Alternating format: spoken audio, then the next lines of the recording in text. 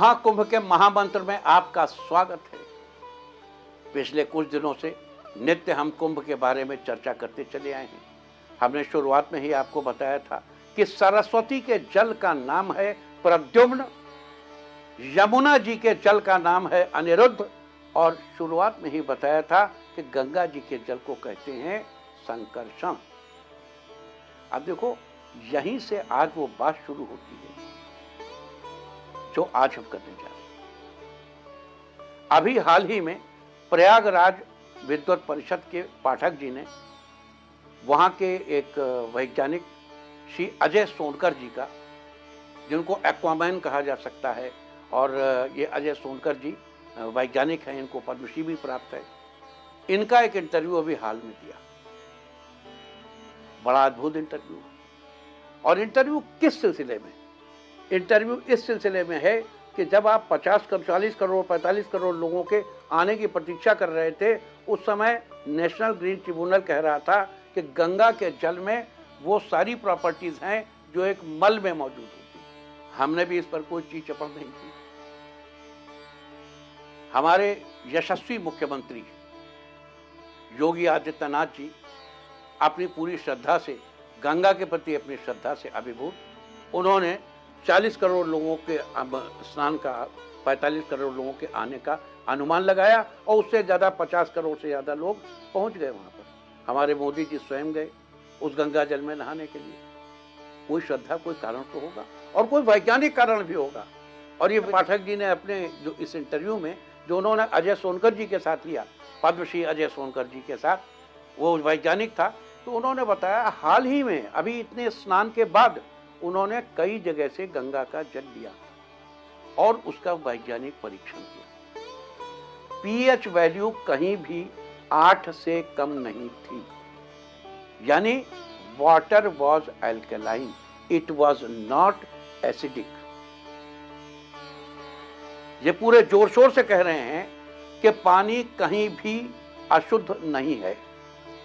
Green tribunal कह रहा है, वैसे ग्रीन ट्रिब्यूनल एक संवैधानिक संस्था है, उसके प्रति मेरा पूरा आदर।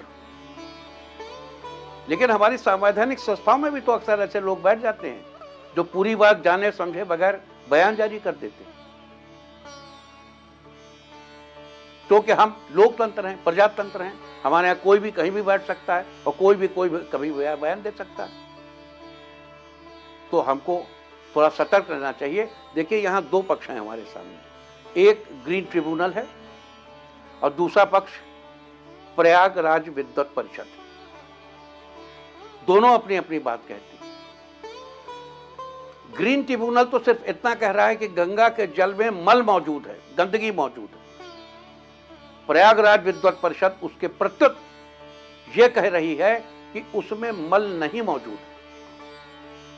वो वैज्ञानिक बात भी कर रहे हैं। वो कह रहे हैं कि इसमें माइक्रोफेज नाम का एक वायरस होता है जो उस जगह प्रकट, अच्छा, और वो ये कहते हैं ऐसा माइक्रोफेज 11,000 तरह का माइक्रोफेज गंगा के जल में होता है। इतना किसी नदी में नहीं होता। नदियों में होता है 100, 150, 200 ऐसे माइक्रोफेज होता है, लेकिन यहाँ 11,000 टाइप का है। तो जिस प्रकार का मल होता है, उस तरह के मल पर आक्रमण करने के लिए, जो कुछ भी गंदगी होती है उस पर आक्रमण करने के लिए माइक्रोफेज वहाँ मौजूद है। माइक्रोफेज का काम क्या है? वो गंदगी के ऊपर बैठ जाता है और उसमें अपने डीएनए डिप करा के उसको कहता है मेरे जैसे बन जाओ, उसको अपने जैसा बना लेता है। फिर ब्लास्ट होता है और वहाँ से ढेर से माइक्रोब्स निकलते हैं, माइक्रोफेज निकलते हैं। इसको ये वायरस कहते हैं कि वायरस है। अच्छा, अब देखो जरा सा, थोड़ा अपने दिमाग का भी इस्तेमाल करिए। एक टब में पानी लेते हैं, उसमें एक आदमी नहाए, 2 आदमी नहाए, 3 आदमी नहाए, और 4-5 आदमी के बाद उसी गंदे पानी में अगर किसी को नहला दो तो उसको तो कुछ स्किन की प्रॉब्लम हो जाएगी या कोई ना कोई प्रॉब्लम तो हो जाएगी। इस गंगा जी में तो करोड़ों लोग नहा गए, आज तक किसी को कोई स्किन की प्रॉब्लम नहीं हुई, किसी ने किसी हॉस्पिटल में रिपोर्ट नहीं किया, कहीं कोई हंगामा नहीं मचा। एक कोरोना वायरस आया था, वो आधी दुनिया को लपेटे हुए था। और यहाँ अगर मल था, अगर वायरस था, अगर गंदगी थी, अगर वहां पर बैक्टीरिया था गंदा, तो फंगल इन्फेक्शन क्यों नहीं हुआ किसी को? और ये बात वो पूरे जोर शोर से कह रहे हैं। तो उनकी बात में भी दम है। और यह बात तो बड़ी मजबूत है कि अगर गंगा के जल में गंदगी होती तो जिन 50 करोड़ लोगों से ज्यादा लोगों ने नहाया, उनमें से किसी के शरीर पर तो कोई इन्फेक्शन, कोई बैक्टीरिया, कहीं कुछ दिखाई पड़ता? क्यों नहीं दिख रहा है कुछ? इन सब बातों की छानबीन होनी चाहिए। बहरहाल आगे बढ़ते हैं और इस पवित्र अवसर पर, जो आज का दिन है महाशिवरात्रि का दिन, इस महाशिवरात्रि के शुभ अवसर पर हम भगवान शिव की स्तुति में दशवक्त्र गीत, यानी रावण जो कि भगवान शिव का अनन्य भक्त था, रावण जो रक्ष संस्कृति का पुनर्स्थापक था, जो कहता था कि वयम रक्षामः, हम इस पृथ्वी की रक्षा के लिए उत्पन्न हुए हैं, जो प्रो एनवायरनमेंट थे वो लोग, भगवान शिव के जो स्तुति कर उन्होंने की, शिव तांडव स्तोत्र, उसकी पंक्तियों से हम अपने जीवन को कैसे सुखी बनाएं, कैसे आनंदवर्धक बनाएं, अब हम इसकी चर्चा कर लेते हैं। अब प्रश्न ये है कि अगर आप कुंभ गए हैं तो, और कुंभ नहीं पहुंचे हैं तो, अपने स्नान के समय अपने किस उपचार के लिए कौन सी पंक्तियों को पढ़ना चाहिए? अगर आप अपने समस्त कार्यों में सफलता सुनिश्चित करना चाहते हैं या अपना और अपने परिवार का कल्याण करना चाहते हैं तो शिव तांडव स्तोत्र की इन पंक्तियों का जप करें। जटाटवी गल जल प्रवाह पावित स्थले गले वलंब लंबिताम भुजंग तुंग मालिकाम डमट डमट डमट डमट निनाद भट डमर्वयम चकार चंड तांडवम तनोतु नः शिवः शिवम। अगर आपके परिवार में हमेशा अनबन जैसी स्थिति बनी रहती है जिससे आपका मन एकत्र नहीं रहता, तो अपने परिवार में प्रेम की भावना बढ़ाने के लिए शिव तांडव स्तोत्र की इन पंक्तियों का जप करें। जटा कटाह संभ्रम भ्रमण निलिम्प निर्झरी विलोल वीचि वल्लरी विराजमान मूर्धनि धगत धगत धगत ज्वल ललाट पट्ट पावके किशोर चंद्रशेखरे रति प्रतिक्षणम मम। अगर आप छोटी छोटी बातों को लेकर भी हमेशा उलझन में रहते हैं तो इससे छुटकारा पाने के लिए, अपनी मानसिक स्थिति मजबूत बनाने के लिए शिव तांडव के इस मंत्र का जप करें। मंत्र है जटा भुजंग पिंगल स्फुरत फणामणि प्रभा कदम्ब कुमकुमद्रव प्रदीप्त दिग्वधू मुखे मदांध सिंधुर स्फुरत्व गुत्तरीय मेदुरे मनो विनोद मदभतुम विभर्तु भूत भर्तरी।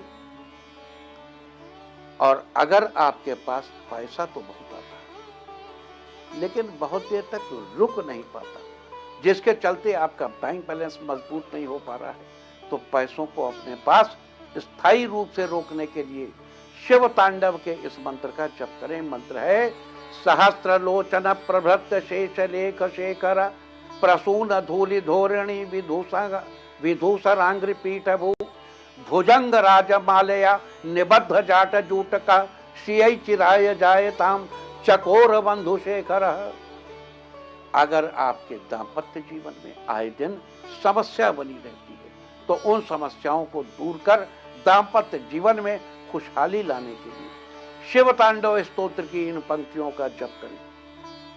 पंक्ति है कराल भाल पट्टिका धगत धगत धगत ज्वलत धनंजया कुति कृत प्रचंड पंचसायके धरा धरेन्द्र नंदिनी कुचाग्र चित्र पत्र कप प्रकल्प नैक शिल्पिनी त्रिलोचने रतिर्मम।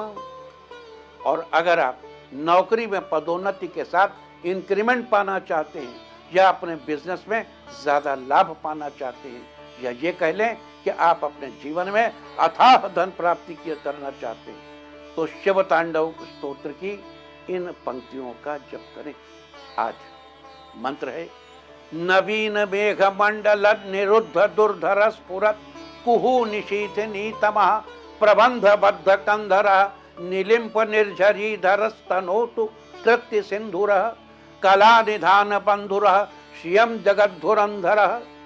अगर आपके मन में किसी बात को लेकर कोई fear of unseen and unknown, अनजाना भय बना रहता है, तो उस अनजाने भय से छुटकारा पाने के लिए आज शिवरात्रि के दिन शिव तांडव स्तोत्र की इन पंक्तियों का जप करें।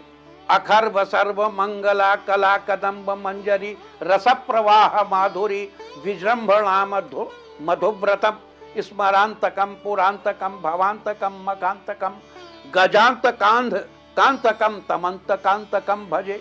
और अगर आप अपने पारिवारिक सुखों में बढ़ोतरी चाहते हैं तो शिव तांडव में दिए इन पंक्तियों का जप करें। कदा निलिम्प निर्झरी निकुंज कोटरे वसन विमुक्त दुर्मति सदा शिरः स्थमंजलिम वहन विलोल लोल लोचनो ललाम भाल लग्नका शिवेति मंत्र मुंचरन कदा सुखी भवाम्यहम। अगर आप अपने शत्रुओं पर विजय पाना चाहते हैं या अपने समस्त कार्यों में सफलता प्राप्त करना चाहते हैं तो शिव तांडव स्तोत्र की इन पंक्तियों का जप करें। प्रचंड वाडवानल प्रभा शुभ प्रचारिणी महाष्ट सिद्धि कामिनी जना बहुत जल्पना विमुक्त वाम लोचनो विवाह काले कध्वने शिवेति मंत्र भूषणों जगत जयाय जायताम।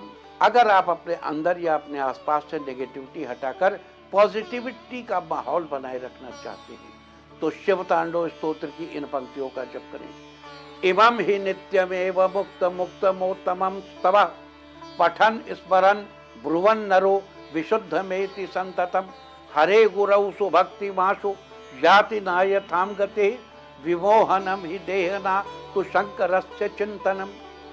और अगर आप अपने ऐश्वर्य में अपनी धन संपत्ति में वृद्धि करना चाहते हैं तो शिव तांडव स्तोत्र की इन अंतिम पंक्तियों का जप अवश्य करें। अब इसमें कहा गया है कि पूजा की समाप्ति के समय दशवक्त्र द्वारा 10 मुंह वाले रावण द्वारा कहे गए इस गीत को जो पढ़ता है प्रदोष के समय में उसको रथ तुरंग इत्यादि युक्त लक्ष्मी परमानेंट हो जाती है। तो क्या है पंक्तियां?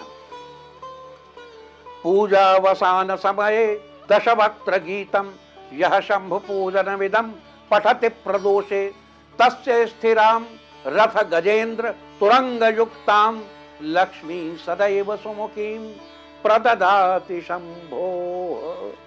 हर हर श्री महादेव शंभो। तो ये थी चर्चा हर हर महादेव भगवान भोले शंकर के शिव तांडव स्तोत्र की। और इस स्तोत्र से मुझे विश्वास है कि आप आनंद की प्राप्ति करेंगे, अपने जीवन के बहुत से तत्वों को प्राप्त करेंगे और जैसा चाहते हैं वैसा जीवन जिएंगे। एक बार पुनः जय मां सरस्वती, जय मां यमुना, जय मां गंगा। हर हर गंगे हरि हरि गंगे। जय सनातन, जय भारत।